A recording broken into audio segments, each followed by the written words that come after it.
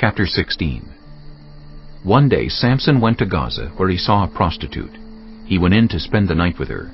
The people of Gaza were told, "Samson is here." So they surrounded the place and lay in wait for him all night at the city gate. They made no move during the night, saying, "At dawn we'll kill him." But Samson lay there only until the middle of the night. Then he got up and took hold of the doors of the city gate, together with the 2 posts, and tore them loose, bar and all. He lifted them to his shoulders and carried them to the top of the hill that faces Hebron. Some time later, he fell in love with a woman in the valley of Sorek, whose name was Delilah. The rulers of the Philistines went to her and said, "See if you can lure him into showing you the secret of his great strength and how we can overpower him, so we may tie him up and subdue him. Each one of us will give you 1,100 shekels of silver." So Delilah said to Samson, "Tell me the secret of your great strength, and how you can be tied up and subdued." Samson answered her, "If anyone ties me with 7 fresh bowstrings that have not been dried, I'll become as weak as any other man." Then the rulers of the Philistines brought her 7 fresh bowstrings that had not been dried, and she tied him with them. With men hidden in the room, she called to him, "Samson, the Philistines are upon you!" But he snapped the bowstrings as easily as a piece of string snaps when it comes close to a flame. So the secret of his strength was not discovered. Then Delilah said to Samson, "You have made a fool of me. You lied to me.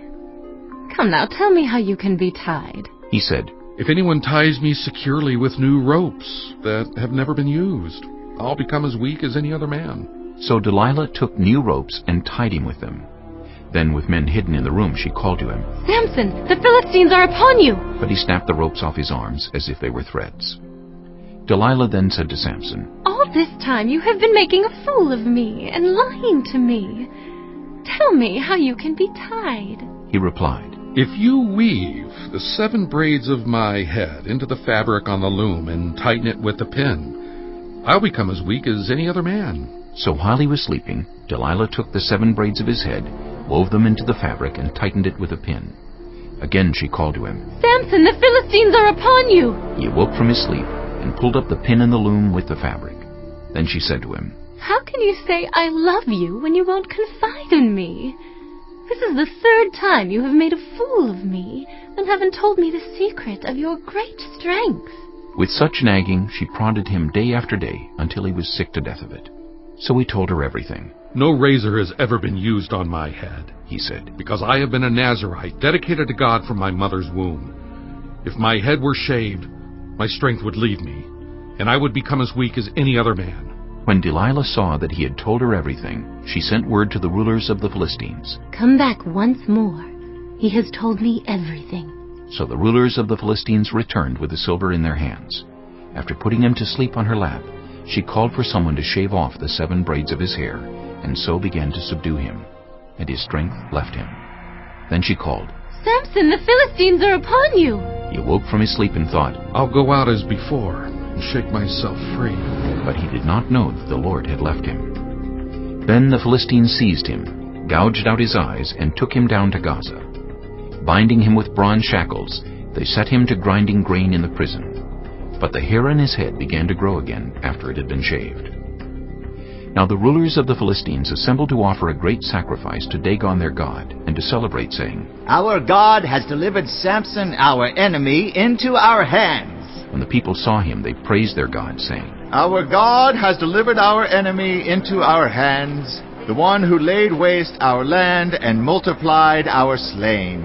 While they were in high spirits, they shouted, "Bring out Samson to entertain us." So they called Samson out of the prison, and he performed for them.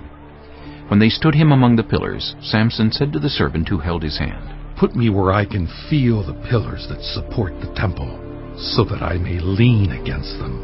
Now the temple was crowded with men and women. All the rulers of the Philistines were there, and on the roof were about 3,000 men and women watching Samson perform. Then Samson prayed to the Lord, "Sovereign Lord, remember me. Please, God, strengthen me just once more, and let me with one blow get revenge on the Philistines for my 2 eyes." Then Samson reached toward the 2 central pillars on which the temple stood. Bracing himself against them, his right hand on the one and his left hand on the other, Samson said, "Let me die with the Philistines!" Then he pushed with all his might, and down came the temple on the rulers and all the people in it. Thus he killed many more when he died than while he lived. Then his brothers and his father's whole family went down to get him. They brought him back and buried him between Zorah and Eshtaol in the tomb of Manoah his father. He had led Israel 20 years.